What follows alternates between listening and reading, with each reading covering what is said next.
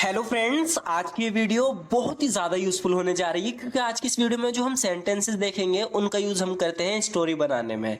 यानी कि अगर आप किसी को अपने पास्ट इंसिडेंट के बारे में बताना चाहते हो कि आपने कुछ देखा, कुछ किया, तो उसे स्टोरी की तरह कैसे बता सकते हैं। तो यहाँ पर सबसे पहले जो हम देखेंगे वो है, कल जब मैं स्कूल से आ रहा था मेरी नज़र एक आदमी पर पड़ी जिसने फटे हुए कपड़े पहने थे। इस तरीके से हम अपनी स्टोरी बताते हैं किसी को। तो इसे इंग्लिश में कैसे बोलेंगे, 3 तरीके बताएंगे। अगर आप एंड तक इस वीडियो को देखोगे तो बहुत कुछ सीखने को मिलेगा। तो सबसे पहले हम शुरू करते हैं, कल जब मैं स्कूल से आ रहा था। इसे 3 तरीके से कैसे बोल सकते हैं। Yesterday while I was coming back from school, पहला तरीका है।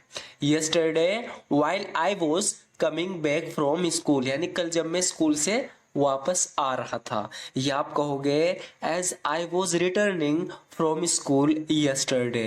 As I was returning from school yesterday, जिस वक्त मैं कल स्कूल से लौट रहा था। या आप ऐसे बोल सकते हो, as I was walking home from school yesterday. कल जब मैं स्कूल से घर आ रहा था, यानी वॉक कर रहा था।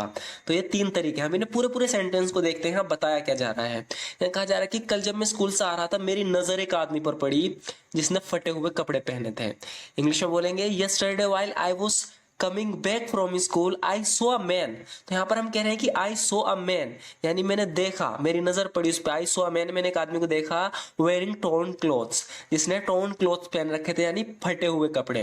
फटे हुए कपड़ों को हम 3 तरीके से इंग्लिश में बता सकते हैं। सबसे पहले तो हम कहेंगे वेयरिंग टोर्न क्लोथ्स, कि उसने फटे हुए कपड़े पहन रखे थे। नीचे नीचे देखो सेकंड नंबर पर, as I was returning from school yesterday, कल जब मैं स्कूल से लौट रहा था। कहने का भी मतलब है कि वापस आ रहा था। My eyes caught a sight of a man, तो ये अलग तरीका है कहने का कि मैंने एक आदमी को देखा, मेरी नजर एक आदमी पर पड़ी। My eyes caught a sight of a man wearing ripped clothes. तो ऊपर हमने देखा टोन क्लोथ्स, नीचे है रिप्ड क्लोथ्स। रिप्ड क्लोथ्स का भी मतलब है फटे हुए कपड़े। तीसरा देखते हैं, एज आई वॉज वॉकिंग, अब यहाँ पे चल के आने की बात चली। As I was walking home, जैसे मैं घर चल रहा था, यानी घर आ रहा था, फ्रॉम स्कूल, स्कूल से यस्टरडे कल, I noticed.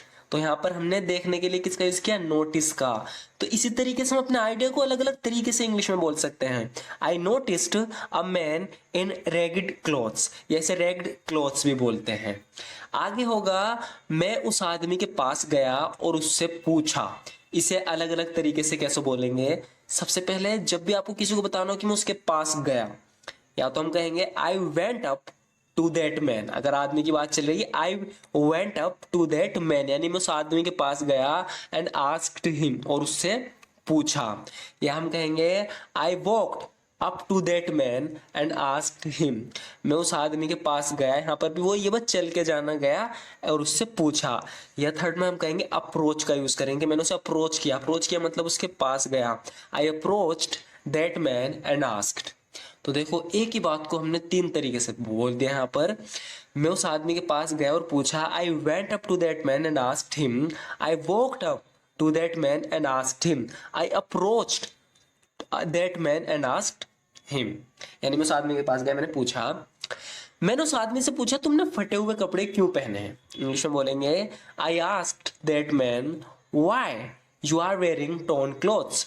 I asked that man why you are wearing torn clothes. या हम इस तरीके से भी कह सकते हैं कि आई आस्क्ड दैट मैन, मैंने उस आदमी से पूछा, why he is wearing ripped clothes, कि वो फटे हुए कपड़े क्यों पहन रखे हैं उसने, मैंने उस आदमी से पूछा। आई asked that man why he was wearing ripped clothes. He is wearing, sorry यहाँ पर he is wearing ripped clothes. Third होगा, आई क्वेश्चनड, तो हम आस्क्ड की जगह क्वेश्चन भी कि मैंने उससे सवाल किया जाकर। I questioned him about the reason behind wearing torn clothes, मैंने उससे क्वेश्चन किया फटे हुए कपड़े पहनने के पीछे की वजह क्या है, मैंने उससे पूछा। I questioned him about the reason behind wearing torn clothes. He didn't say anything, he just stood there in silence. यहाँ पे हम बता रहे हैं कि उसने कुछ नहीं कहा, वो चुपचाप खड़ा रहा। इसे हम इंग्लिश में 3 तरीके से बोलेंगे। He didn't say anything, he just stood there in silence, उसने कुछ नहीं कहा, वो खड़ा रहा। या हम कहेंगे ही remained silent and stood still. Stood still भी होता है चुपचाप खड़े रहना।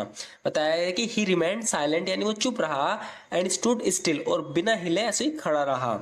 He was quiet and didn't utter a word, यानी वो शांत था और उसने एक शब्द नहीं बोला।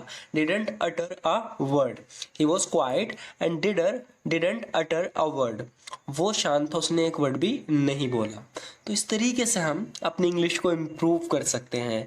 तो अगर आप भी इस तरीके की वीडियोस देखना चाहते हो तो हमारे इस चैनल को जरूर सब्सक्राइब कर लेना। Thank you so much for watching this video friends.